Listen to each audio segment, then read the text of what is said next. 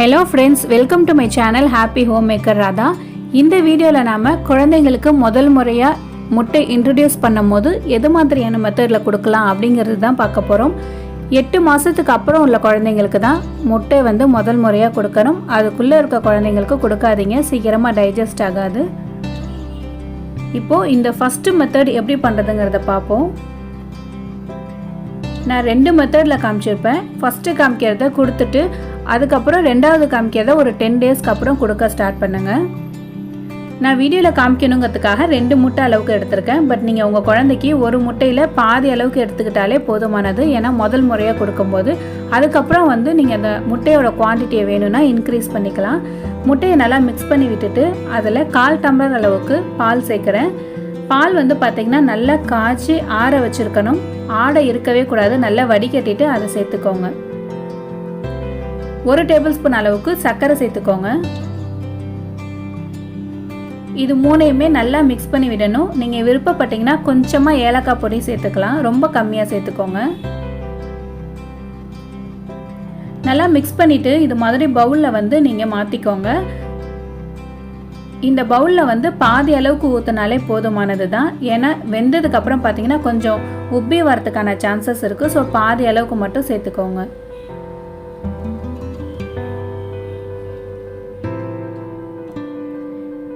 இப்போது இதை நம்ம ஸ்டீம் பண்ண போகிறோம். உங்கள் வீட்டில் ஸ்டீமர் இருந்ததுன்னா நீங்கள் ஸ்டீமரில் யூஸ் பண்ணி கூட ஸ்டீம் பண்ணிக்கலாம். அப்படி இல்லைன்னா குக்கர்லேயோ இது மாதிரி இட்லி பாத்திரத்துலேயோ வச்சு நீங்கள் ஸ்டீம் பண்ணிக்கோங்க. 3 to 4 minutes வரைக்கும் இருந்தாலே போதுமானது. ரொம்ப நேரம் வெந்துருச்சு அப்படின்னா உங்களுக்கு ஹார்ட் ஆயிடும். ரொம்ப அழுத்தமாக இருந்ததுன்னா குழந்தைங்களுக்கு செரிமானம் ஆகிறதுக்கு கொஞ்சம் கஷ்டமாக இருக்கும். ஸோ ஒரு 3 minutes ஆனதுக்கப்புறம் ஒரு ஃபோர்க்கோ இல்லை டூத் பிக்கோ வச்சு நீங்கள் குத்தி பாருங்கள். அது வெந்திருந்தது அப்படின்னா நீங்கள் ஆஃப் பண்ணிவிடுங்க. அப்படி இல்லைன்னா இன்னும் ஒரு 1 நிமிஷம் எக்ஸ்ட்ரா வச்சுக்கோங்க. ரொம்ப நேரம் வேக வைக்கவே கூடாது கண்டிப்பாக. நீங்கள் இது மாதிரி பார்க்கும்போது அதில் வெள்ளையாக இருந்தது அப்படின்னா சரியாக வேகலைன்னு அர்த்தம். ஸ்பூனு ரொம்ப கிளியராக இருக்கணும், அப்படின்னா தான் வெந்திருக்குன்னு அர்த்தம். இப்போ நம்ம இதை எடுத்து ஒரு 5 minutes வெளியில் ஃபேனுக்கு கீழே வச்சு நல்லா ஆற விட்டுறலாம்.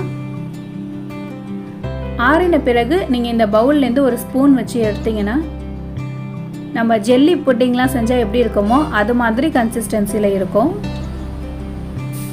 ஃபஸ்ட் டைம் கொடுக்கும்போது இதில் பாதி அளவுக்கு கொடுங்க, அது போதும். குழந்தைக்கு எதுவும் அலர்ஜி ஆகுதா இல்லை வேறு ஏதாவது சைடு எஃபெக்ட் பண்ணுதான்னு பாருங்கள். அப்படி பண்ணலைன்னா நீங்கள் நெக்ஸ்ட் டே கொடுக்கலாம்.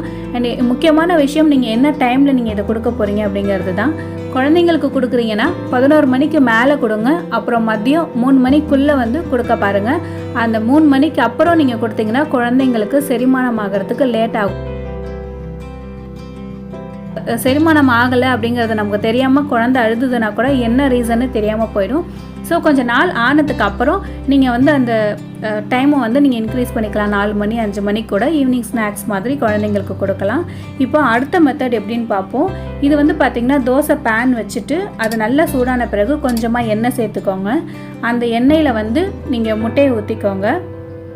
கொஞ்சமாக ஒரு பிஞ்ச் அளவுக்கு சீரக பொடியும் ஒரு பிஞ்ச் அளவுக்கு மிளகு பொடியும் சேர்த்துக்கோங்க. இதுக்கு தேவையான அளவுக்கு உப்பு ரொம்ப கொஞ்சமாக சேர்த்துக்கோங்க. கல் நல்லா சூடாக இருக்கணும். சூடாக இருக்க டைமில் தான் நீங்கள் முட்டையை ஊற்றணும். இது மாதிரி லைட்டாக கிளறி விட்டுட்டு நீங்கள் கேஸை ஆஃப் பண்ணிவிடுங்க. கேஸை ஆஃப் பண்ணிவிட்டு இந்த தோசை பேன் இருக்கிற சூடுலேயே இந்த முட்டையை நீங்கள் நல்லா கிளறி விட்டுக்கிட்டே இருக்கணும். இந்த சூடுலேயே வெந்தது அப்படின்னா முட்டை உங்களுக்கு நல்லா சாஃப்டாக இருக்கும். நீங்கள் சப்போஸ் கேஸை ஆன் பண்ணி வச்சுட்டு நீங்கள் இது மாதிரி பண்ணிங்கன்னா ஹார்ட் ஆகிறதுக்கான சான்சஸ் இருக்குது. ஸோ இந்த சூட்டில் வேகிறதே குழந்தைங்களுக்கு கொடுக்கறதுக்கு ரொம்ப கம்ஃபர்டபுளாக இருக்கும். பாருங்கள், நான் கேஸை ஆஃப் பண்ணிவிட்டு தான் மிக்ஸ் பண்ணிகிட்ருக்கேன். இந்த முட்டை நம்ம ரெடி பண்ணியாச்சு. சாஃப்டாக தான் இருக்கும். இதை நீங்கள் கொடுக்கும்போது பார்த்தீங்கன்னா நான் வீடியோவில் காட்டுற மாதிரி கையால் இது மாதிரி மசிச்சுக்கோங்க.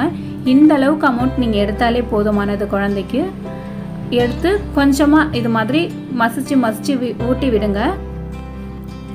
இது பார்த்தீங்கன்னா ஒரு முட்டை அளவுக்கு எடுத்திருக்கேன். ஸோ இது கரெக்டாக இருக்கும் குழந்தைக்கு. முட்டை நீங்கள் கொடுக்கும் போது அப்பப்போ கொஞ்சம் வார்ம் வாட்டராக நடுப்புற ஒரு ஸ்பூனில் கொடுத்துக்கிட்டே இருந்தீங்கன்னா தான் குழந்தைக்கு முட்டை சாப்பிட்டா சீக்கிரமாக டைஜஸ்ட் ஆகும். இந்த வீடியோ கண்டிப்பாக உங்களுக்கு யூஸ்ஃபுல்லாக இருக்கும்னு நான் நம்புகிறேன். வேறு ஒரு வீடியோவில் மீட் பண்ணலாம். இந்த வீடியோ உங்களுக்கு பிடிச்சிருந்ததுன்னா மறக்காமல் லைக் பண்ணுங்கள். இப்போ தான் ஃபர்ஸ்ட் டைம் பார்க்குறீங்கன்னா சப்ஸ்கிரைப் பண்ணிக்கோங்க. பக்கத்தில் ஒரு பெல் சிம்பிள் இருக்கும், அதையும் கிளிக் பண்ணிடுங்க. நன்றி.